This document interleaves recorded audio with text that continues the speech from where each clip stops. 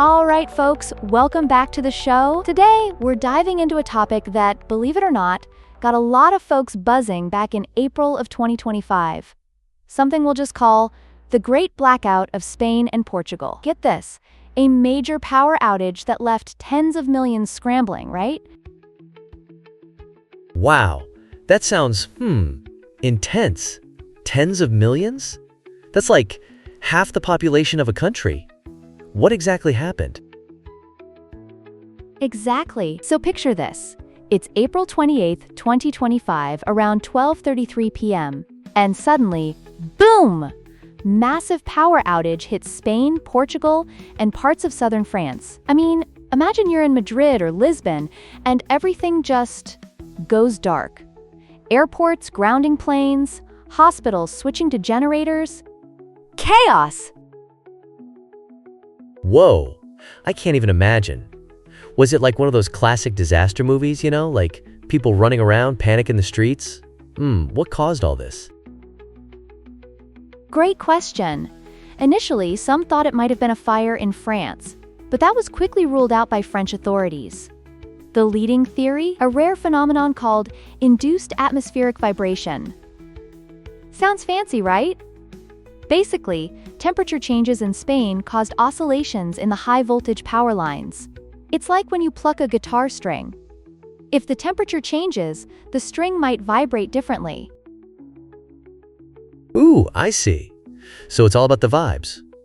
Literally. So, what did those temperature changes look like?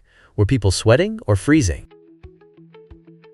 Actually, it was kind of a mix.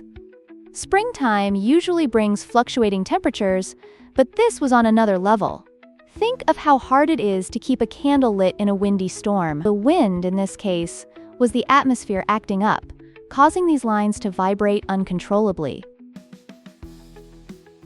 That's wild. So, it wasn't just one thing, it's all these atmospheric conditions coming together. What happened next? How did people react? Oh, the reactions were quite the spectacle. Public responses ranged from outright frustration. People were understandably upset, losing power to all their daily conveniences, to some humor. You wouldn't believe the memes that popped up, like survival kits for the end of electricity. Haha, I can imagine. People probably started joking about what essentials would be in those kits. Water, flashlights, and, can we throw in snacks? Absolutely. Snacks are essential. Can't have a blackout on an empty stomach. But seriously, while humor can ease the tension, there's a lot of concern over how this kind of event exposes vulnerabilities in interconnected electricity grids. Right, so I guess, what's being done about it now? I mean, surely they're not just leaving it like that, right? Good point. Restoration efforts kicked off immediately after the blackout, with most power restored by April 29th.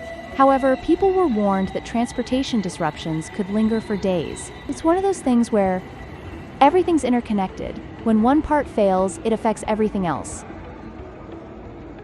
Wow, that's really incredible when you think about it. I've heard of places experiencing blackouts due to earthquakes or something like that, but it's so unique. Does this mean we'll see more events like this in the future? Potentially, yes.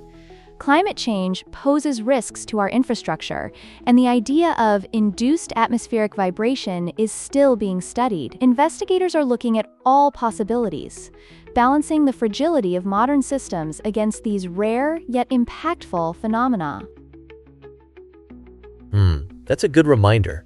I guess we think we're so advanced, but nature has its own plans. What do you think any takeaways for listeners on how to prepare for such surprises?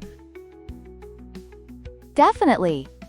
Being prepared for emergencies is key. Stocking up on basic supplies like water and non-perishable food, but also having a plan in place for communication and transportation. It's about mastering those vibes, Staying connected and ready when the unexpected strikes. Yes, I love that. It's like in life, you gotta adapt to the changes, right? Thanks for shedding light on this fascinating topic today.